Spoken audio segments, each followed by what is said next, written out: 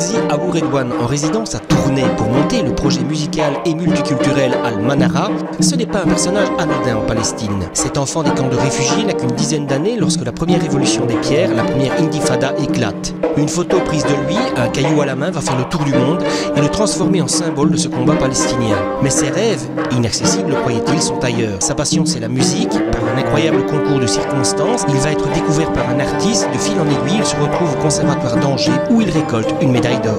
De retour au pays, il crée sa propre fondation, Al-Kalman Chati. C'est une école de musique dédiée aux enfants des camps pour que eux aussi puissent réaliser leurs rêves. 600 élèves suivent les cours de la fondation. Mais ce fou de musique a encore d'autres rêves, renouer avec la grande tradition musicale palestinienne, aujourd'hui bien oubliée, et pourtant. La Palestine a eu toute une culture, un environnement de culture très bon, grande culture dans le début du siècle, dans les années 20-30, ça commençait à se développer, il y avait des grands ensembles, il y avait, à Jérusalem on avait la radio Jérusalem ici, qui avait que 3 antennes, une antenne au Caire, une antenne je pense à Jérusalem, et la 3e c'était à Istanbul. Du coup vraiment il y avait toute une dynamique culturelle, musicale très importante, dont après dans les années 30 il y a eu aussi l'orchestre symphonique de Palestine, qui tous a été disparu après ce qu'on appelle le Nakba en Palestine, ce que ça veut dire la catastrophe pour les Palestiniens et la guerre.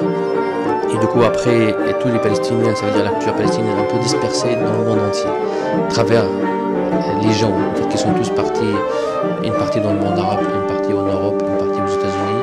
Mais la culture, bien sûr, reste. En fait, elle est là et on fait tout mieux pour la protéger et même la marier avec d'autres cultures, comme nous allons faire dans ce projet. Le projet Al-Manara, né en Palestine voici 2 ans, qu'il mène à Tournai, s'inscrit dans cette volonté entre tradition et modernisme, mais toujours par-delà les frontières.